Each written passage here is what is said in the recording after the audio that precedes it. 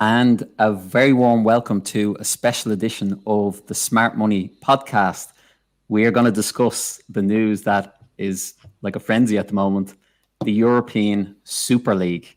I'm your host, David Claxton, and I'm absolutely delighted to be joined by my guest today, football insomniac host and a Celtic State of Mind contributor, Colin Watt. Colin, how you doing?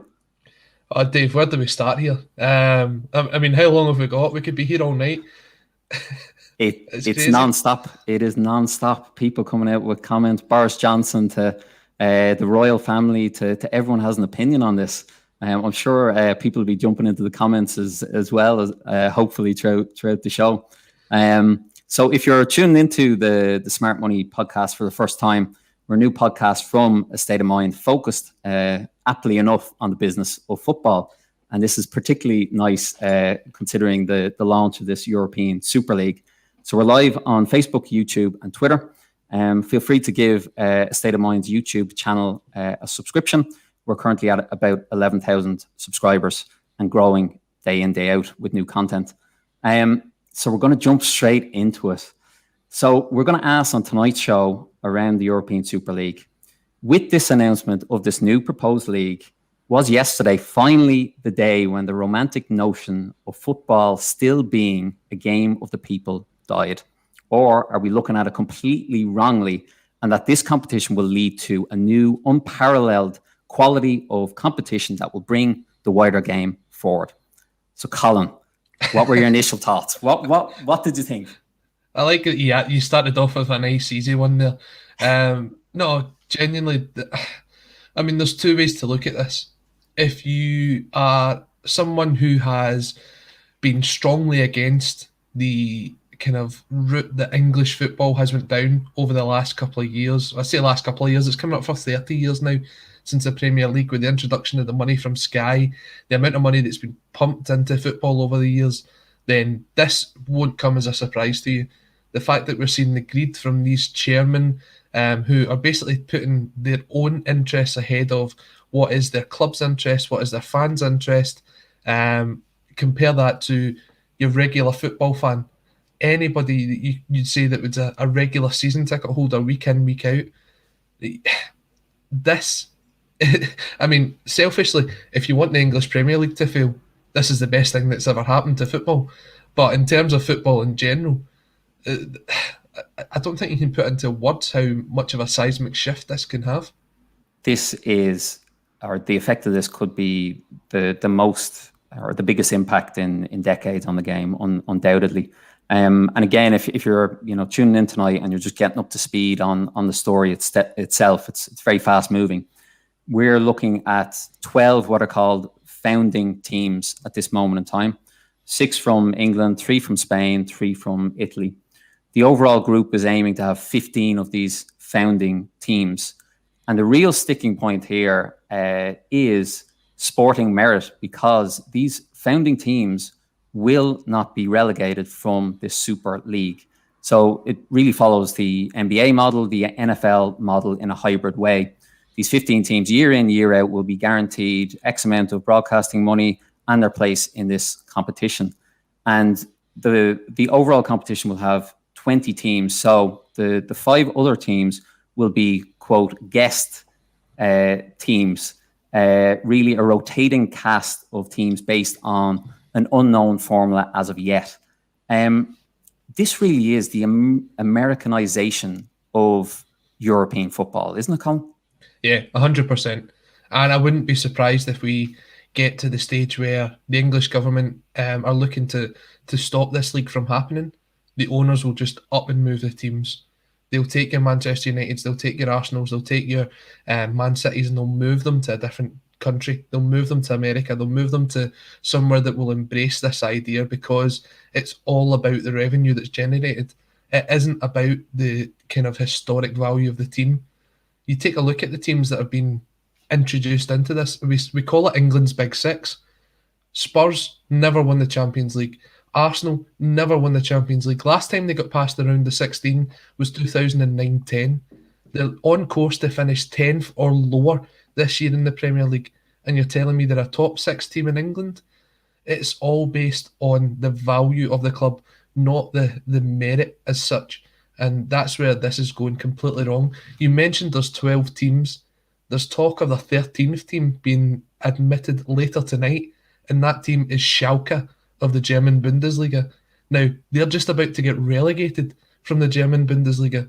But if you look at the money that's generated by that team, that's the 12th biggest team in the world.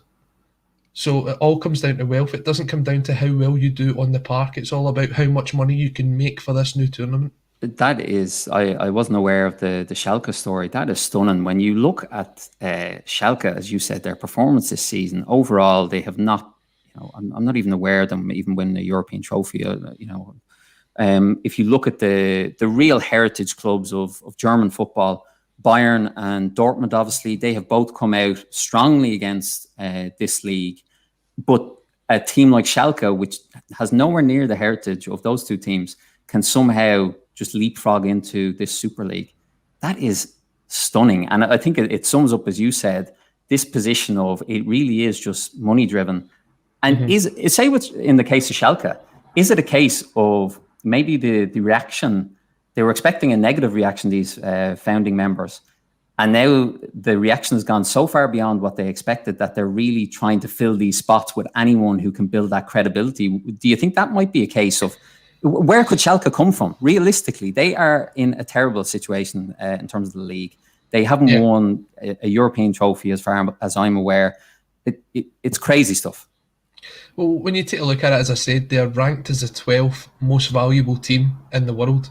Now, that all comes down to the amount of money that's brought in from their fan base. It comes in from TV contracts, and it also comes in from the amount of money that comes from their owners. Now, I believe their owners are very, very wealthy. I couldn't tell you exactly who they are, but I remember doing a wee bit of research before coming on, and it said they were very wealthy owners. You take a look at this, Man City 10 years ago.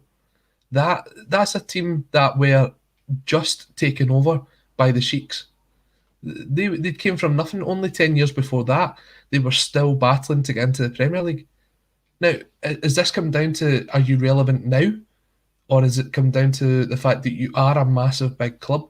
Because there's so many clubs across Europe that will say, well, we are a big club. I would say my club, Celtic, would say they're a big club.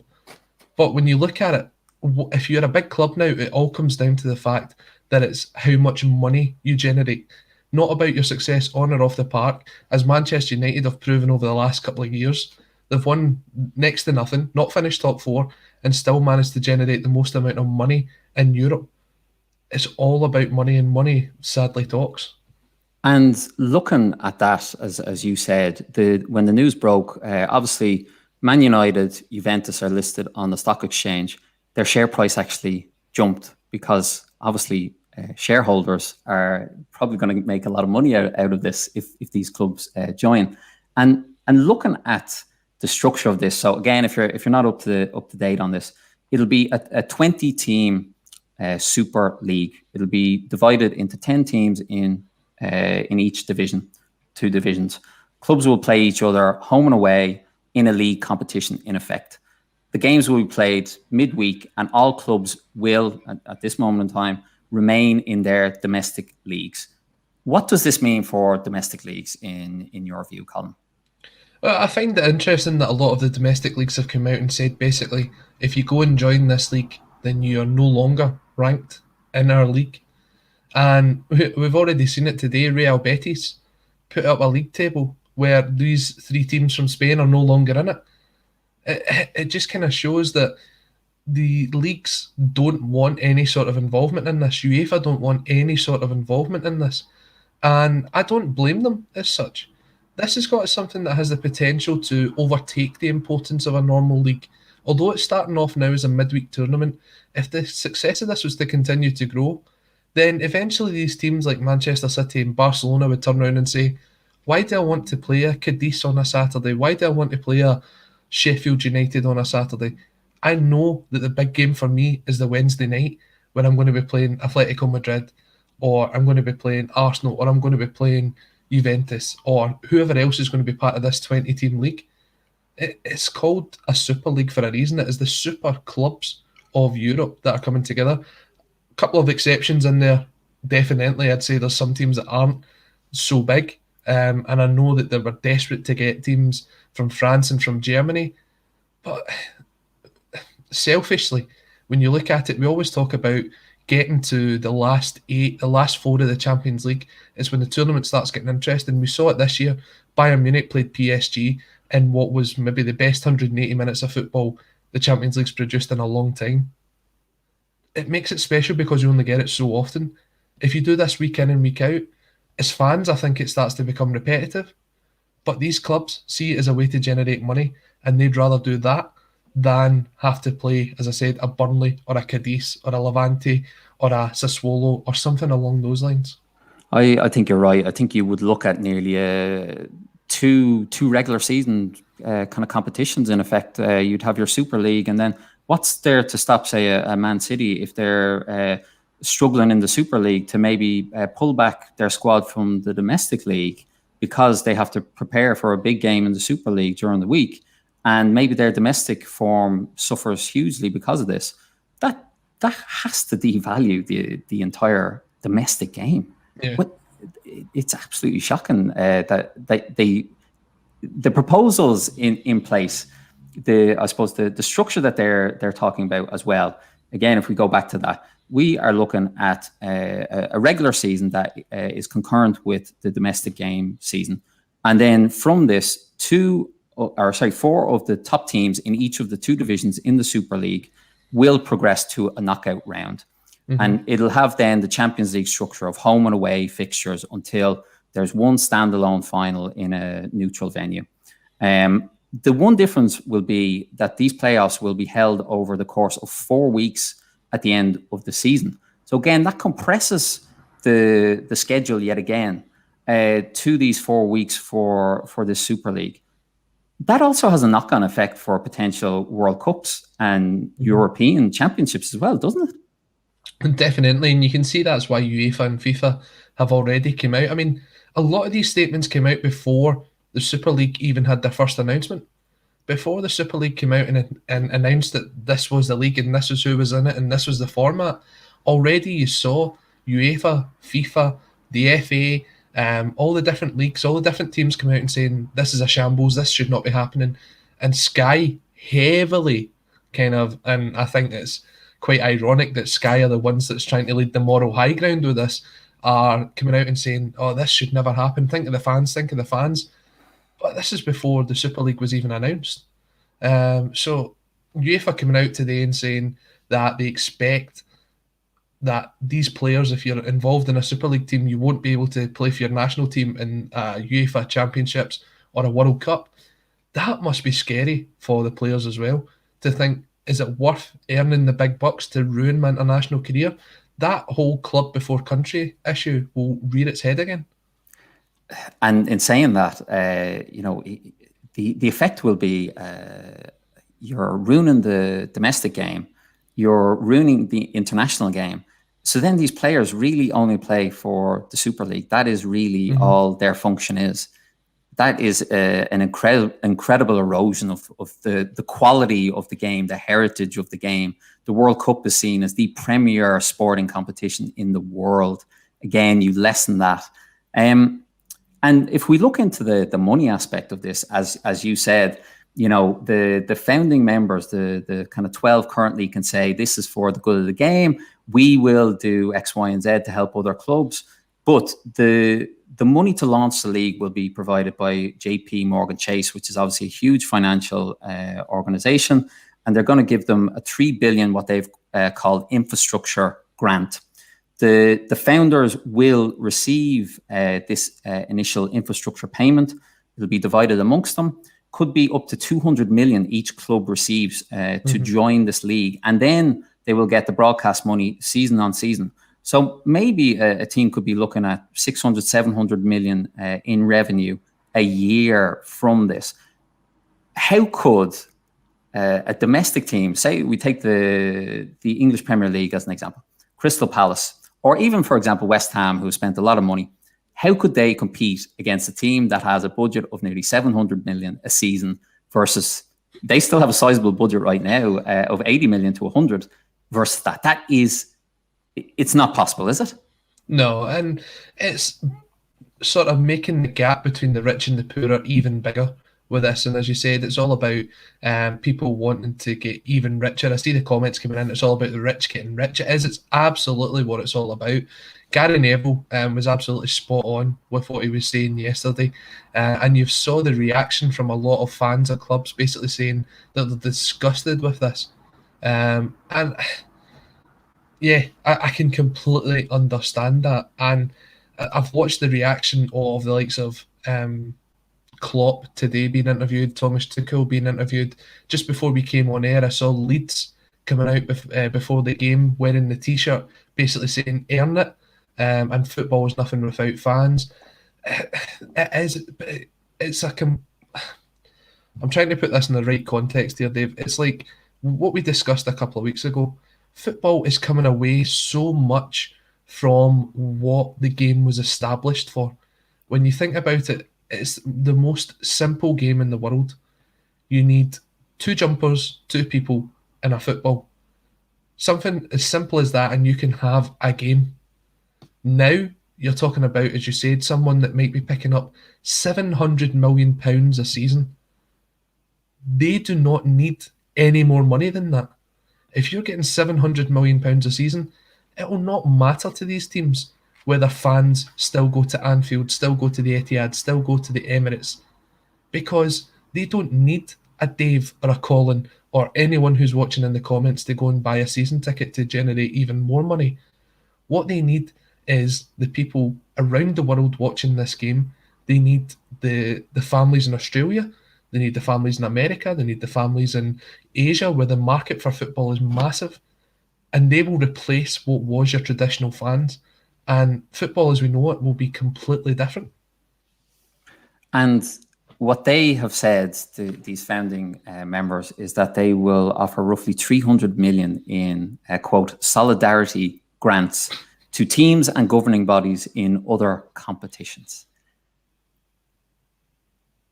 Is that a joke? Like, really, when you're making that volume of money, is that enough to buy off UEFA or to buy off some FAs, football associations, in your view? I think they believe it is. Whether it will be or not, I'm sure there'll be a lot more discussions to go ahead on that. But when you look at it, this was announced on Sunday. Today is Monday, and today UEFA announced the new Champions League format, which is set to increase the amount of participants into it. And for me, I think it's a kind of way to say, well, we were part of the big organisation. We were part of UEFA.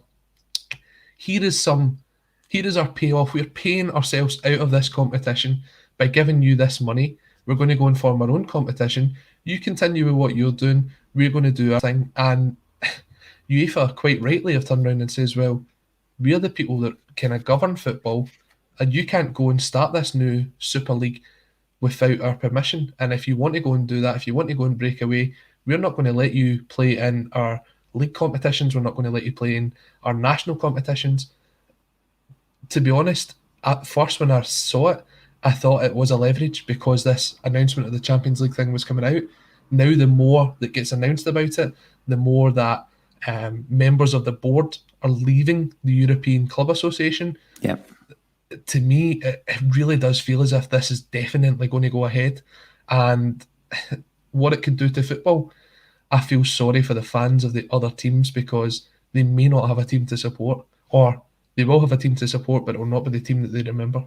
I have to agree with you. The way it was kind of handled is very interesting. An initial story coming out early on Sunday morning kind of set the ground for this announcement. Then an extremely late announcement in terms of European time about this league, and it's going to dominate the agenda of the reforms of the Champions League, which, as you said, and we discussed a couple of weeks ago on the first edition of this Smart Money podcast. It blows that out of the water. No one is concentrated on that at all. The merits of that, which we discussed, there's good, there's bad. You can understand where they're trying to reform it.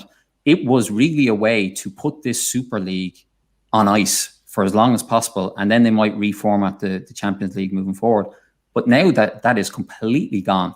And I would agree with you. I had a similar kind of view that I didn't really take it seriously until I saw the statement, and then I said, "Yeah, this is really, they're not playing around here." And I thought they could use it maybe as leverage to get more control of the Champions League, the format. Clubs, particularly these founding clubs, more and more have asked for more and more control, more money, more broadcast money. They want a bigger piece of the pie. The other clubs will suffer. But the more that this has gone on, the more realistic it seems that they really are pursuing this. And you look at the characters involved. Agnelli at Juventus, he's left the organization you mentioned. Florentino Perez, obviously the chairman of Real Madrid, he will head up this new organization. The Man United executive chairman as well. As well. They aren't playing around. I don't think they're playing around. But the question is, what you mentioned about the kind of reaction from UEFA, banning these players and these clubs from other domestic competitions, international competitions, will it be enough to stop them? No, I don't think it'll be enough to stop them, because eventually this will go down the route of the courts. This has got the sort of... This is like the biggest case of football since the Jean-Marc Bosman. This is where we're going. This is something that will change the landscape of football completely. Now, just on that point you made about the announcement being made so late in the day. Now, I think it was like 11:30 UK time. Yep. But when you look at that, that's prime time in America. That's 6:30 Eastern. It's also sort of early morning in the Far East. Almost towards midday in Australia. Do you think that was deliberate, that they put it out at that time because that's the markets that they're targeting? I thought kind of quite long and hard about that, and it has to be, and it also has to be to dominate the agenda going into this announcement today from UEFA about the reformatted Champions League. It has blown that out of the water. No one cares anymore. It is not the story. They have dominated the narrative and the agenda. And there's a phrase in public relations, it's called flying a kite. You fly a kite to see what the reaction is. And if it gets shot down, then okay, we won't do that again. But if you survive, you're probably okay to go ahead with it. Now, obviously, the reaction has been appalling across the board. It really has been. And we'll get into some of the potential benefits of this in a second. So just so anyone tuning in thinks that we're biased here, there are some potential benefits. But I think you're right. It was very much done with a mind of the game being global. And the audience that they want to grow is in the States and in other markets. And I think when this announcement was made is a reflection of that. And maybe that's a sad state of affairs, to be honest. If this league is just looking to maybe get a PR win out of that, I don't think it's a smart approach, because these teams are European teams. Their fan bases are European fan bases. I'm going to argue with you on that. Yeah. The idea of them being European fan bases, like, so Man City, right? We'll take them as the example here. They struggle to sell out the Etihad at times, even for Champions League games. Now, it's not the biggest stadium in the world. I think it's just over 50,000. I might be incorrect on that. A massive big city of Manchester, with the millions of people that stay there. But yet, if you compare that to what their TV audience is and the amount of fan bases that they'll have globally, or if Man City were to go to America, like they do sometimes on a pre-season tournament, and they'll sell out these massive, big American stadiums. I'm thinking like the Atlanta Stadium, what's that, the Mercedes Super Bowl, it hosts like, 100-something thousand? I'm thinking maybe even the New York Giants Stadium, the MetLife, that can hold the best part of 90-odd thousand. Man City versus Man United would sell that out. At times, Man City would struggle to sell that out at the Etihad. What does that show you? It shows you that there is an appetite for it. And this is what these people, I believe, are trying to capitalise on. And I'd agree with you there. You look at Barcelona, the size of that stadium, and they're looking at potentially rebuilding it and all that. They struggle to sell out that stadium because it's so big. And obviously Barcelona with the heritage, even with Man City, the heritage, even before their recent owners took over. But then is that a more fundamental issue we're discussing? And this is particularly pertinent during COVID. Fans haven't been in stadiums at all. clubs have survived purely on broadcast money, just to get day to day. Are we looking at a movement away of fans nearly being in stadiums? The importance of that from a revenue perspective to just it purely being driven by TV or broadcast money. And even if they had to play behind closed doors because of sanctions from whatever body, that would be okay. Is that what we're looking at? Yeah, and I'm going to bring up this point from John McGahey, because it's exactly the way I feel. They're treating fans like customers and not like football supporters. And it's just what I was saying earlier on. It's the idea that they don't need the fans inside the stadium if they're going to be generating this kind of money. You take a look at it, the teams in Germany that all refunded this year's season ticket money and were able to do so because of the TV contract they've got over there, because of the sponsorship deals that they've got over there, that money isn't the major part of it. You take a look at Scottish football, for example. Scottish football relies 70% almost on the ticket money that comes in, whether that be from season tickets or people paying at the turnstiles. In England, it's next to nothing. Some teams this season didn't even sell a season ticket because they knew what it was going to be like. And they're still able to turn that around because of the TV deal that's down south. Yes, these teams are still making a loss this year, but they're making a loss because they still continue to invest in their squads in the same way that they hope that they'd be able to get that money back. Teams make massive gambles down south just to get into the top four because of the way that they get the money back from the European competitions. Now, why would they even need to bother? If they know they're going to get that sort of money, I don't think it matters to them where they play it. I know they say it's going to be a home and away venue, but who's to say that Man City's home ground won't be in China? Who's to say that Barcelona's home ground might be in Canada? They'll go where they think the market's there for it, and if it isn't their home stadium, it won't matter to them because it is all about generating the revenue and generating the interest for the game. You're painting a very sorry picture here. You're breaking my heart, to be honest. I think it's already happened though. See, when you take a look at the International Champions Cup, which was the pre-season friendly tournament, how many of these teams go to America, give up a league game, postpone a league game, and then come back and play it at a later date because the money's there from playing a meaningless 90-minute friendly between Bayern Munich and Real Madrid. And they'll play a B team, but it will sell out a 100,000-seater stadium. And the organisers make that money, the clubs make that money, and now they're looking at it and going, we can do this as a league. We can actually bring this revenue together. We don't need the middleman to take his cut. We're going to have our own league, and that's exactly what they've done right now. And in saying that, there's one key ingredient missing from this recipe at this moment in time: a broadcaster. So that is where they will win or lose this war with UEFA.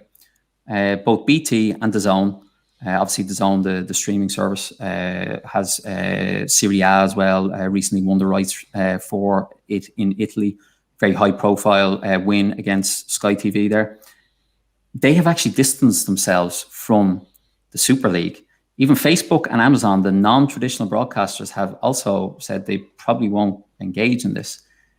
Have the founding clubs kind of jumped the gun here? Have they missed something quite obvious? It's not to say someone won't come in at the last minute and buy these rights, because obviously there will be an audience, as you said, in Asia. But have they maybe jumped the gun? I don't think so. I mean, you're at a stage now where anyone with a microphone and a camera, just like we're doing right now, can jump on, and we're streaming to an audience that are watching on Facebook, on Twitter, on Twitch. It's so easy just to stream these games out. You take a look at it, all these different other sports, and I think the NBA is a perfect example. It has its own app where you can go and watch the Celtics versus the Nuggets. You can go and watch the Heat play the Nets. You can watch any of these games live. I wouldn't be surprised that if they don't get a TV deal, that they go on and have their own streaming service where they set it up behind the scenes. They bring in all these pundits that only just at the weekend said this is a disaster for football, but once they see the paycheck go, I'm absolutely behind it. and they'll travel all round, and it'll be on some sort of platform, and you might pay €50 a year to watch it, but it probably generates the same sort of revenue as what they get from Sky, BT, DAZN, and I wouldn't even roll out DAZN right now. And we were speaking last week about Triller, who just purchased the Fight TV network. That shows that there is an interest in generating live events, live sport. So if it's out there, someone will be interested no matter what the sort of negative reaction is behind it, because people will want to watch it.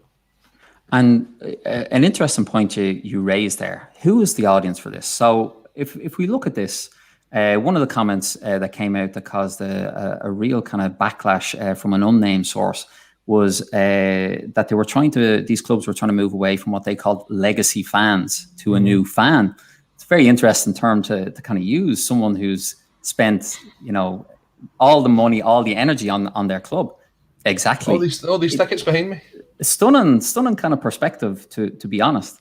And if we look a bit deeper into this, there is, and this is something we discussed on a previous Smart Money podcast, there is a divide between sports fans that's kind of really coming to a crunch in terms of age divide.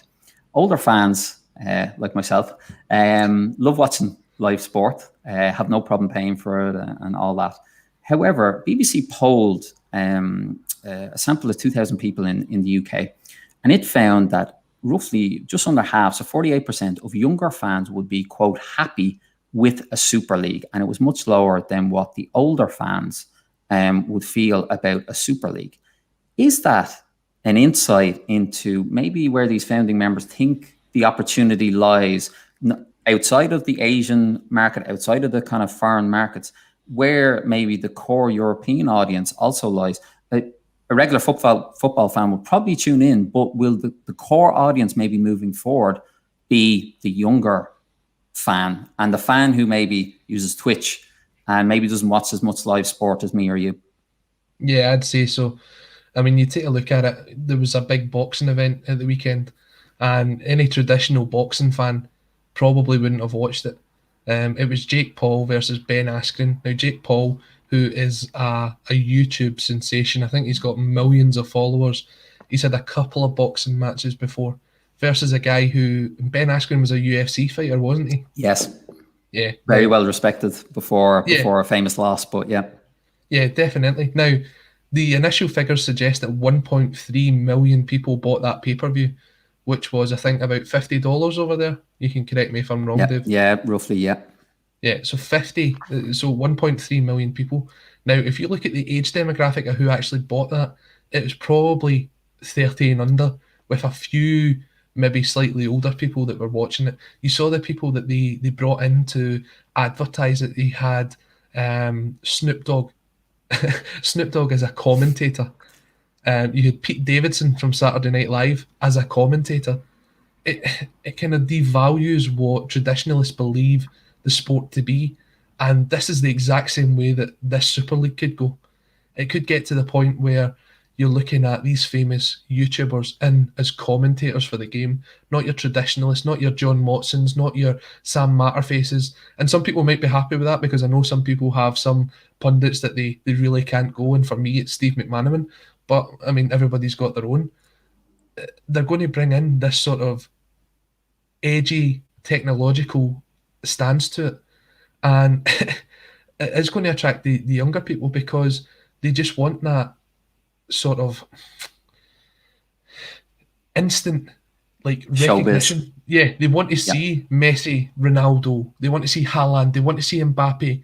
They don't want to see the other ones because they've grew up on this. I can quickly click on, see what Messi done at the weekend. He scored twice in the Copa del Rey final. I can quickly watch that. It's crazy the way that the youth, and I still consider myself quite young, but even I'm looking at my brother, who is just about to turn 18. I mean, he watches YouTubers, he's on Twitch, he doesn't stream, but he watches people streaming, and that's the way it's got. We're watching people playing video games, and that draws a bigger crowd than some Scottish Premier, some English Premier games.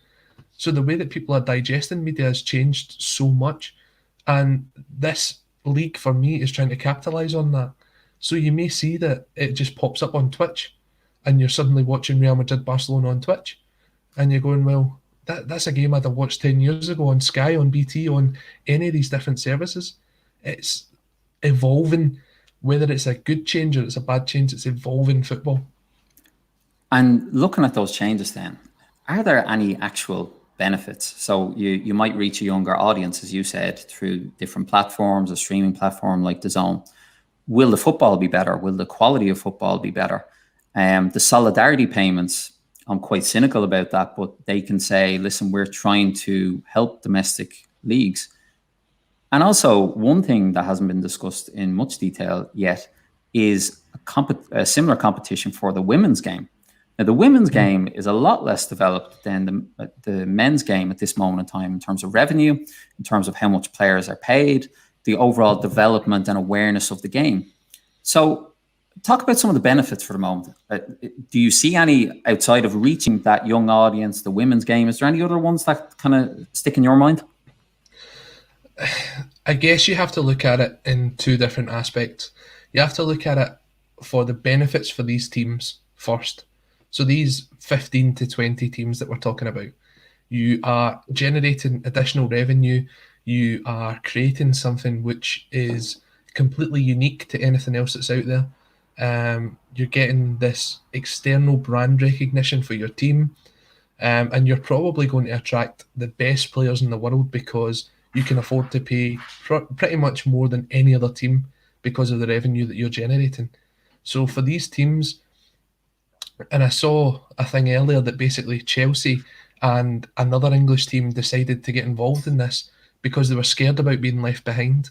They were scared about not getting the revenues that these teams are going to get. So you can see why for them there is the benefits and the attraction. The benefits for the wider football world, I honestly don't know, Dave. I don't know there's one that instantly stands out to say this is going to change football for the better. No, I honestly can't think of one. I'm struggling too. I really think the issue of no relegation, it takes away the sporting merit of any kind of football competition, I've ever witnessed in my life. As well, the kind of the closed shop nature of it. You can talk about the Champions League is not an ideal competition in its current format. There are kind of issues with it, of course there are, but at least it's based on a team's performance. Say, for example, Spurs, that's why they got into the Champions League, because they had a couple of good seasons. Now they're in a bad situation. They won't be in the Champions League. That's based on merit. That's deserved. This seems like we're the big clubs because we say we are, and you just have to accept this reality. Yeah. And the wider game, the corrosion of the domestic game has incredible consequences moving forward. But in saying that, here another issue that could arise from this, moving quickly on from the benefits. What about the game in Asia? What about if Asia or America, where these, young people or whoever the audience is in these markets are watching this nonstop, does their own domestic game suffer? Because it's really just will people pick up football then more so? Will the game actually develop, do you think, in those regions, if that's the audience they're going for? I think the best example of this is when we look at the US model from sort of the 70s and the 80s, when they attracted all the big players there. You had Pele, you had George Best, you had all these big name players going to America with the idea of developing the game. And it really didn't work. They had to completely reset. They had the World Cup in '94 and then completely had to reset from that point onwards. And I would say America is still trying to build that back up now. They had the kind of golden generation with Landon Donovan, when they kind of got to the World Cup and they were getting some really good results. But now it's a rebuild process for America. And when you look at it, they've changed the MLS setup where you've got to have so many homegrown players, and that's good. And the American young footballers have now got someone they can look up to, someone that they want to be. If you're going to introduce a Messi and a Ronaldo to a Southeast Asian market or an Asian market in general, then what are they going to want to be? Are they going to want to grow up to play for Argentina and Brazil? Where is the connection to the talent that's coming through in their own country? It would only work if there was someone there that they could look up to. An example for Japan, if we go back maybe 15, 20 years and Shinsuke Nakamura was part of this, at least the Japanese market would say, well, I want to be Nakamura, I want to grow up to be them, and I can represent my country. Whereas it's the affiliations with Manchester City, it's with Manchester United, it's with Ronaldo, it's with Messi, it's with Mbappe, it's with Haaland. So I don't think that would actually develop the game for the area, because they're not going to go and watch their local team play. They're going to sit at home and watch Barcelona play Real Madrid, or if they can afford the tickets, they'll go to that game and not go to anything else. It's nearly like a collection of personalities or showbiz personalities that fans get behind. And really, one of the knock-on effects of what you mentioned is the nature of football loyalty. You growing up as a kid, myself, when you chose a team, that was it, and you're stuck with that team. And if you ever became that person who changed teams, everyone knew about it, and it was not a good position to be in. It seems to be that type of thing that one year a fan maybe who doesn't have a great domestic league is a Real Madrid fan, but the next season they're a Barcelona fan. Again, that has not good impact for a club to consider. Like, if we're looking at a football fan, they are a regular customer, if you want to call it that. Season tickets, jerseys, all the usual stuff. And if that shifts as well, again, it's really only what have you done for me lately, as opposed to your heritage, which is what we have come to expect football clubs to be respected by. I think you've already seen that in some clubs. I remember a couple of seasons ago, I work with a guy who's a big Manchester United fan, and he travels from Scotland to Manchester United games all over the country. He'll go home and away, he'll even try and get to Europe when he can, and he got a letter in.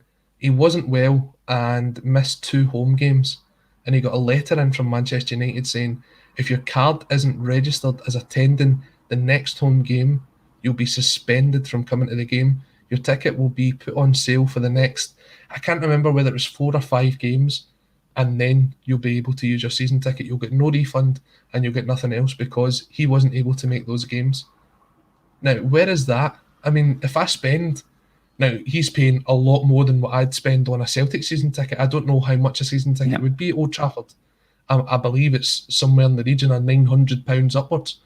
If I'm spending that kind of money and I'm missing a game or two because I've went on holiday or because I've had to work or because I'm not well, I'm not expecting a letter to come in the next day from Manchester United to say, if you don't turn up at the next game, your season ticket's void for the next 5. Where is the connection to your fan base doing that? And that's a crazy situation, in that the technology exists where the club can see that this guy has attended so many games over the previous amount of years. So it can't just be a clerical error or something like that. That is astounding. And that hits at a root of a fan, doesn't it? Like, it really makes you question, why am I doing this? Like, why am I investing this money? You're doing it because you love the game and the club, but it's just a crazy situation for that to kind of develop. The thing, when you look at it, Manchester United's obviously looked at that and went, we can sell a single match day ticket for X amount of pounds, whether it be £100, £200. There's maybe another 50 to 100 people that's in his boat. That's an extra £10,000 in revenue that they can take. That's an extra £5,000 in beer and hot dog and everything else sorts of sales. That's maybe another £5,000 in the ticket office. They're looking at that as lost revenue.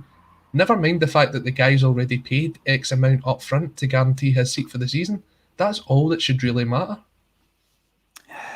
Well, right. Let's say we get to the stage. Somehow this league gets through all the hurdles that UEFA is going to put in front of it. We get to that stage where this thing is actually going to go live, say next August, and again, reminder, if you're tuning in, this is going to be a year, a full season competition from August up until May. So again, it's going to run concurrent with the domestic season.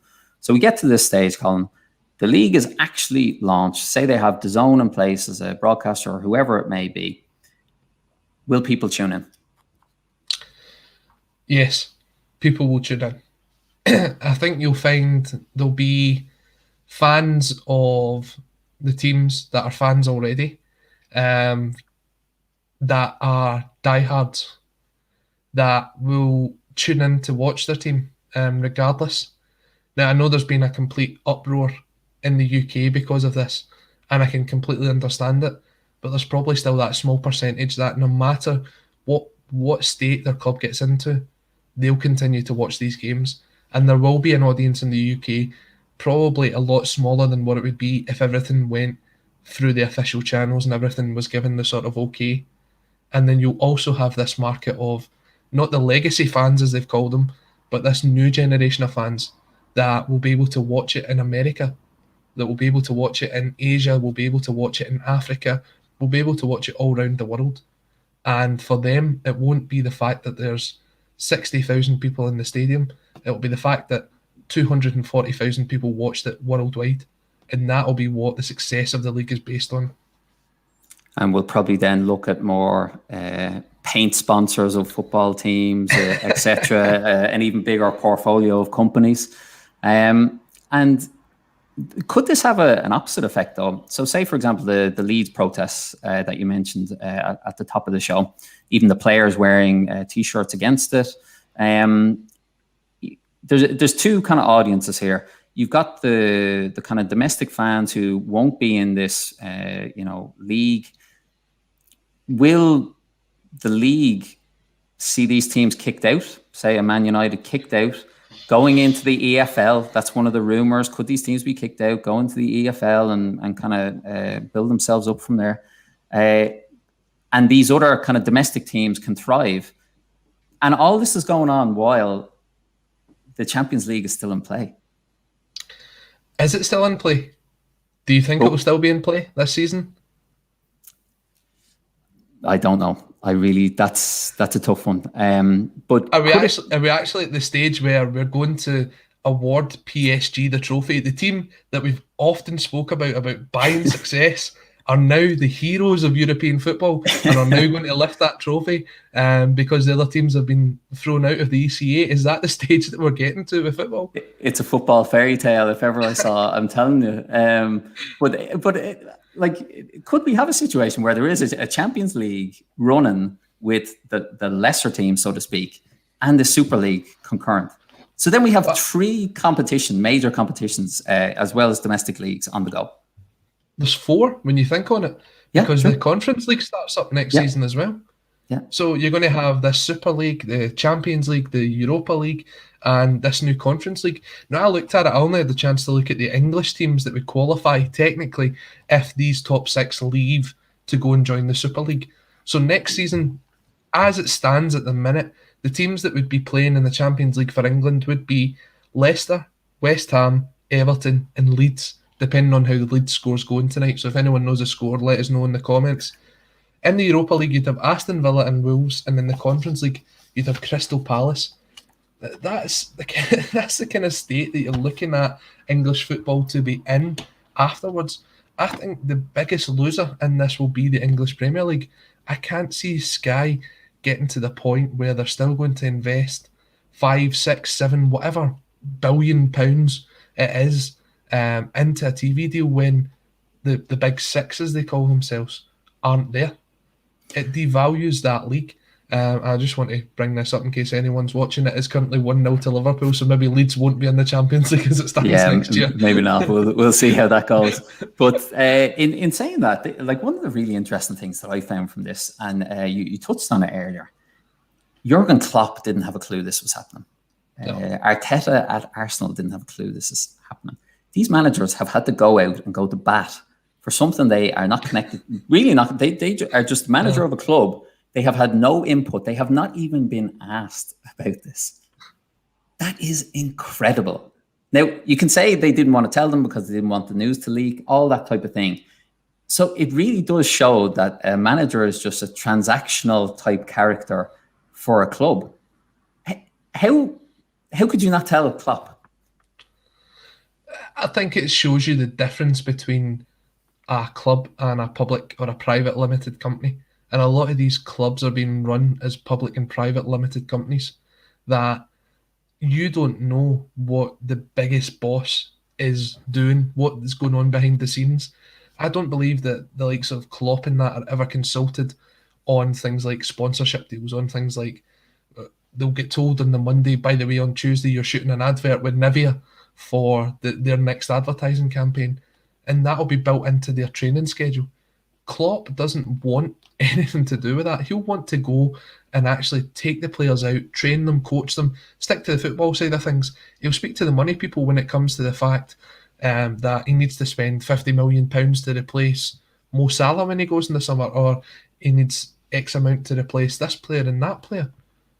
I'm not surprised that these managers don't know. I'm sure they'll have heard the rumblings a bit like everyone else. And I think when it broke on social media late last night, it could have been the first point that they actually thought, oh man, this is actually happening. The Klopp thing's very interesting because only 2 years ago he came out and said that this Super League should never be a thing. It's something that he would be absolutely 100% against. And then his team's one of the first teams to go, yep, I'll definitely sign up for that one. So it leaves them in a moral position of, do I sell my soul to continue to be part of this, despite what my actual feelings are about it? It must be a difficult one. For me, I think if Liverpool do go ahead with it, I could see Klopp leaving the club. That is a really crazy scenario, considering that he won the league last year, the European Cup, or the Champions League the previous season, and your manager, who has really got Liverpool back on track after years of being in the wilderness and not winning the league, etc.